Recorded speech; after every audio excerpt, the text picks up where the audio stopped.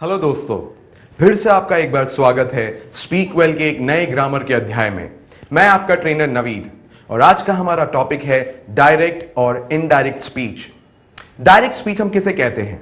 जब दो व्यक्तियों के बीच एक वार्तालाप हो रही हो उसे हम डायरेक्ट स्पीच कहते हैं, और जब वही वार्तालाप हम किसी तीसरे व्यक्ति को बताते हैं तो हम उसे इनडायरेक्ट स्पीच कहते हैं। डायरेक्ट और इनडायरेक्ट स्पीच के काल अनुसार तीन केसेस होते हैं। पहला होता है प्रेजेंट टेंस केस, दूसरा होता है पास्ट टेंस केस और तीसरा होता है फ्यूचर टेंस केस। अब हम इस केस को कैसे पहचानेंगे? कोटेशंस के बाहर दिए हुए क्रियापद के शब्द के अनुसार हमें काल का पता चलता है। उदाहरण के तौर पे अगर हमारे पास वाक्य है she says open quotes I will go there full stop close quotes. Says जो कोटेशन के बाहर जो क्रियापद है सेज, उससे हमें पता चलता है कि ये वर्तमान काल का क्रियापद है और इसलिए यहां पे केस प्रेजेंट टेंस केस हो गया। अब मैं सेज की जगह अगर सेड SAID सेड का इस्तेमाल करूं तो मेरा वाक्य बनता है she said open quotes I will go there full stop close quotes. Quotation के बाहर का शब्द है सेड जो क्रियापद का शब्द है और ये भूतकाल दर्शाता है, तो इसलिए ये केस पास्ट टेंस केस हो गया। और इसी प्रकार से अगर मैं सेड की जगह विल से इस्तेमाल करता हूं तो मेरा वाक्य बनेगा शी विल से open quotes I will go there full stop close quotes. Quotation के बाहर का हमारा शब्द है विल से जो फ्यूचर टेंस यानी भविष्यकाल को दर्शाता है और इसलिए हमारा यह केस हो गया फ्यूचर टेंस केस। दोस्तों एक बात याद रखिए, कोटेशंस के बीच में जो भी वार्तालाप है हम उसके काल को ध्यान में नहीं रखेंगे केस का फैसला करते वक्त। हम सिर्फ कोटेशंस के बाहर के क्रियापद के जो वर्ब है उसके काल को ध्यान में रख के हम यह फैसला करेंगे कि प्रेजेंट टेंस केस है, पास्ट टेंस केस है या फ्यूचर टेंस केस है। अब हम प्रेजेंट टेंस केस को सीखेंगे। दोस्तों जैसे मैंने पहले बताया कि प्रेजेंट टेंस केस में कोटेशन के बाहर का जो क्रियापद का शब्द होता है उसका काल वर्तमान काल होता है, वर्ब का टेंस प्रेजेंट टेंस होता है।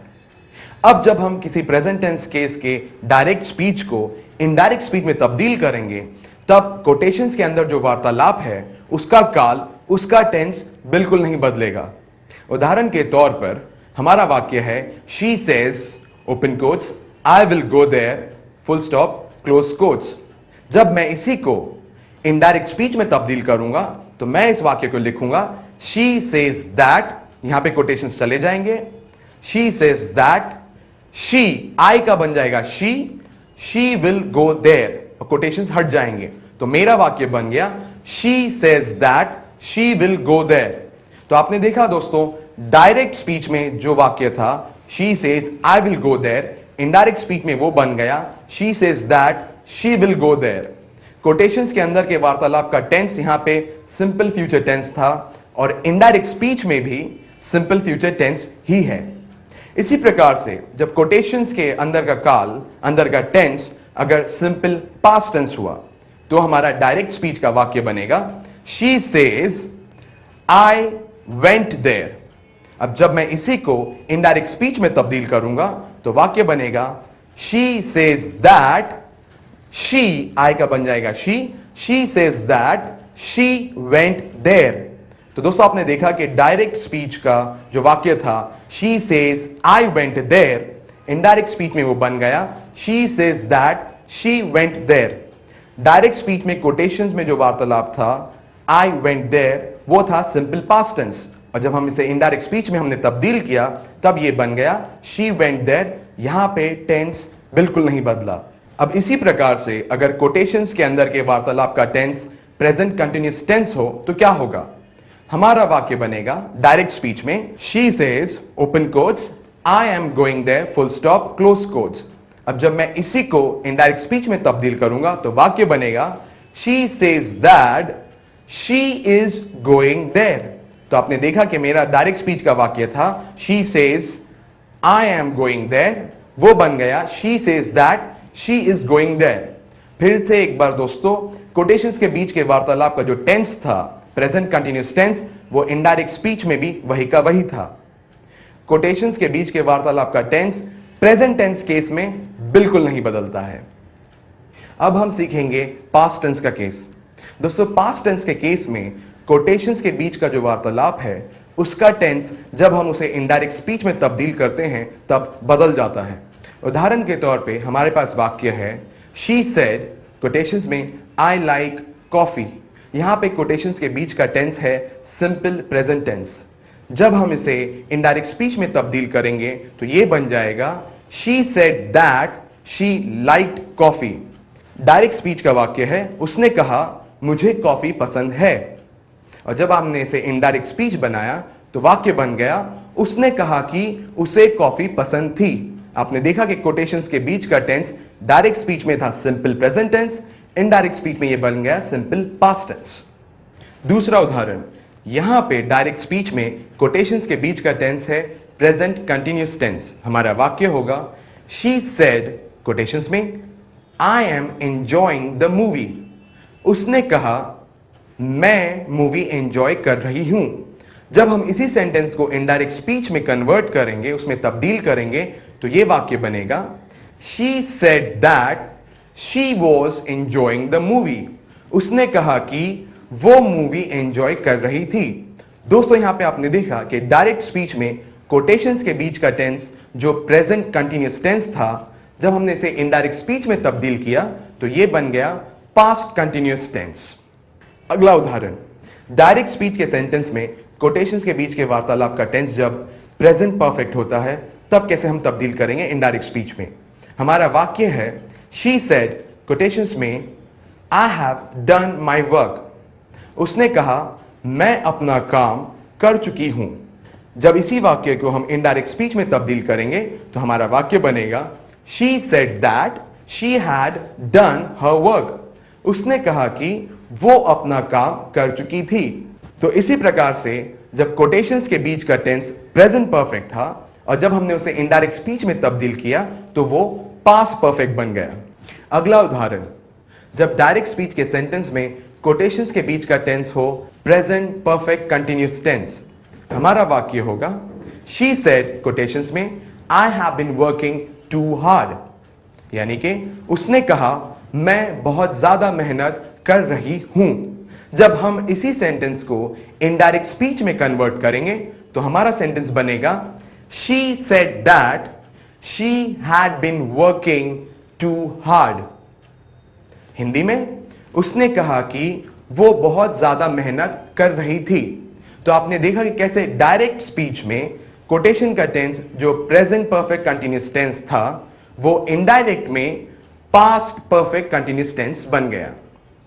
अगला उदाहरण, जब डायरेक्ट स्पीच के सेंटेंस में कोटेशंस के बीच का टेंस अगर सिंपल पास्ट टेंस हो तो उसको कैसे तब्दील किया जाए। हमारा उदाहरण का वाक्य है she said, quotations I liked the coffee. Hindi में उसने कहा मुझे कॉफी पसंद आई थी। अब जब हम इसे इनडायरेक्ट स्पीच में तब्दील करेंगे तो वाक्य बन जाएगा she said that she had liked the coffee. उसने कहा कि उसे कॉफी पसंद आ चुकी थी। तो आपने देखा कि किस तरह से डायरेक्ट स्पीच में जो कोटेशन का टेंस सिंपल पास्ट टेंस था वो इनडायरेक्ट स्पीच में पास्ट परफेक्ट टेंस बन जाता है। अगला उदाहरण, जब डायरेक्ट स्पीच के सेंटेंस में कोटेशंस के बीच का टेंस पास्ट कंटिन्यूअस टेंस हो तो हमारा वाक्य बनता है she said, quotations I was enjoying the movie. उसने कहा कि मैं मूवी एंजॉय कर रही थी। जब हम इसे इनडायरेक्ट स्पीच में तब्दील करेंगे तो वाक्य बनेगा she said that she had been enjoying the movie. उसने कहा कि वो मूवी एंजॉय कर रही थी। तो इसी तरह से डायरेक्ट स्पीच में कोटेशंस के बीच का टेंस जब पास्ट कंटिन्यूअस टेंस हो तो इनडायरेक्ट स्पीच में तब्दील किए जाने पर वो बन जाएगा पास्ट परफेक्ट कंटिन्यूअस टेंस। अगला उदाहरण, जब डायरेक्ट स्पीच के सेंटेंस में कोटेशंस के बीच का टेंस पास्ट परफेक्ट टेंस हो तो हमारा वाक्य बनेगा she said, quotations I had done my work. उसने कहा मैं अपना काम कर चुकी थी। जब हम इसे इनडायरेक्ट स्पीच में तब्दील करेंगे तो टेंस में कोटेशंस के बीच के टेंस में कोई भी फर्क नहीं आएगा। तो हमारा वाक्य बन जाएगा she said that she had done her work. उसने कहा कि वो अपना काम कर चुकी थी। जब डायरेक्ट स्पीच में सेंटेंस में कोटेशंस के बीच का tense past perfect continuous tense हो तब हमारा वाक्य बनेगा she said, quotations I had been working too hard. उसने कहा मैं बहुत ज्यादा मेहनत कर रही थी। जब हम इसे इनडायरेक्ट स्पीच में कन्वर्ट करेंगे तो कोटेशंस के बीच का टेंस वैसा ही रहेगा, कुछ नहीं बदलेगा। तो हमारा वाक्य बनेगा she said that she had been working too hard. उसने कहा कि वो बहुत ज्यादा मेहनत कर रही थी। अब पास्ट टेंस के केस में अगर डायरेक्ट स्पीच में कोटेशन के टेंस फ्यूचर टेंस हो तो हम कैसे तब्दीली करेंगे? उदाहरण के तौर पे जब कोटेशंस के बीच का टेंस सिंपल फ्यूचर टेंस हो तो हमारा उदाहरण का वाक्य बनेगा she said quotation I will come. जब हम इसे इनडायरेक्ट स्पीच में तब्दील करेंगे तो यह बन जाएगा she said that she would come. यहां हम आई के जगह शी और विल की जगह वुड का इस्तेमाल करेंगे। इसी तरह से जब कोटेशंस के बीच का टेंस कंटिन्यूअस फ्यूचर टेंस हो तो हमारा वाक्य बनता है she said quotation she will be coming. Indirect speech में यह बन जाएगा she said that she would be coming. जब कोटेशंस के बीच का टेंस परफेक्ट फ्यूचर टेंस हो तो हमारा वाक्य बनेगा she said quotation she will have come. तो ये इनडायरेक्ट स्पीच में बन जाएगा she said that she would have come. और जब हमारे कोटेशंस के बीच का tense future perfect continuous tense हो तो हमारा वाक्य बनेगा she said quotation I will have been coming. ये इनडायरेक्ट स्पीच में बन जाएगा she said that she would have been coming. अब हम कुछ ऐसे शब्द सीखेंगे जब डायरेक्ट से इनडायरेक्ट स्पीच में तब्दील किया जाता है तो ये शब्द भी बदल जाते हैं। उदाहरण के तौर पे डायरेक्ट स्पीच में जब हम नाउ इस्तेमाल करते हैं तो इनडायरेक्ट स्पीच में वो बन जाता है देन। नाउ का मतलब होता है अब, देन का मतलब होता है तब। जब डायरेक्ट स्पीच में हम टुमारो यानी आने वाले कल का इस्तेमाल करते हैं तो इनडायरेक्ट स्पीच में वो बन जाता है द नेक्स्ट डे यानी अगला दिन। इसी प्रकार से जब डायरेक्ट स्पीच में हम येस्टरडे यानी बीता हुआ कल इस शब्द का इस्तेमाल करते हैं तो इनडायरेक्ट स्पीच में वो बन जाता है द प्रीवियस डे यानी पिछला दिन। इसी तरह से डायरेक्ट स्पीच में हम जब दिस THIS दिस यानी ये इस शब्द का इस्तेमाल करते हैं तो इनडायरेक्ट स्पीच में ये बन जाता है दैट यानी वो। जब हम डायरेक्ट स्पीच में हियर HERE हियर यानी यहां का इस्तेमाल करते हैं तो इनडायरेक्ट स्पीच में वो बन जाता है देयर यानी वहां। दोस्तों ऐसे और भी शब्द हैं जिनका उदाहरण स्पीक वेल की एडवांस ग्रामर बुक में दिए हुए हैं डायरेक्ट इनडायरेक्ट स्पीच के चैप्टर में। आप इसे अच्छी तरह से पढ़िए और डायरेक्ट इनडायरेक्ट स्पीच का ज्ञान और पक्का कीजिए। और इसी प्रकार से डायरेक्ट स्पीच में जो प्रोनाउन होते हैं जब हम उस स्पीच को इनडायरेक्ट में तब्दील करते हैं तो प्रोनाउन भी बदल जाते हैं।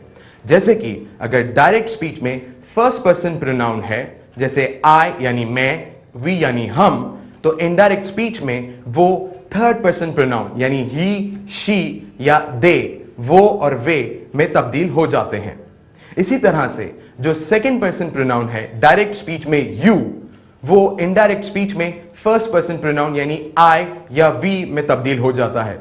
और इसी तरह से जो थर्ड पर्सन प्रोनाउन होता है डायरेक्ट स्पीच में ही, शी या दे, वो इनडायरेक्ट स्पीच में भी ही, शी या दे ही रहता है, वो बिल्कुल नहीं बदलता। अब हम करेंगे फ्यूचर टेंस केस।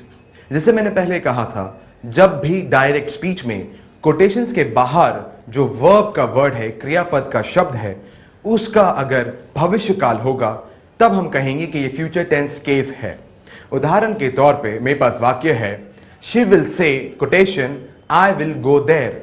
यहां पे कोटेशन के बाहर जो क्रियापद का शब्द है विल, ये भविष्यकाल को दर्शाता है और इसलिए इस डायरेक्ट स्पीच का फ्यूचर टेंस का केस है।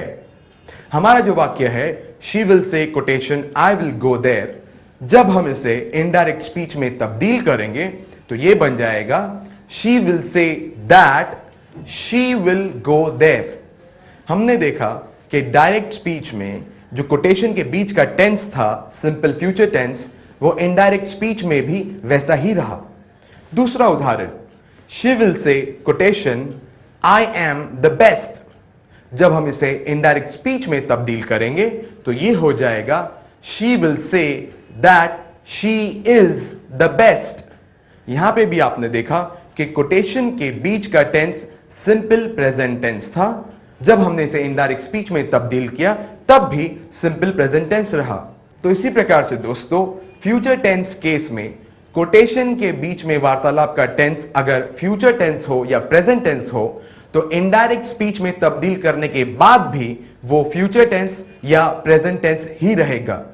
लेकिन अगर कोटेशन के बीच का टेंस पास्ट टेंस है या पास्ट टेंस का कोई भी एक प्रकार होगा, तो उसको जब हम इनडायरेक्ट स्पीच में तब्दील करेंगे तो उसकी तब्दीली हमारे पिछले टॉपिक पास्ट टेंस केस के रूल्स के अनुसार ही होगी। तो इसी के साथ हमारा यह टॉपिक यहीं समाप्त होता है। उम्मीद करता हूं कि आपको अब डायरेक्ट और इनडायरेक्ट स्पीच अच्छे से समझ में आ गया होगा। तो दोस्तों, मिलते हैं अगले ग्रामर के सेशन में। तब तक के लिए आपका ये ट्रेनर नवीद आपको गुड बाय कहता है। See you until the next time. Thank you.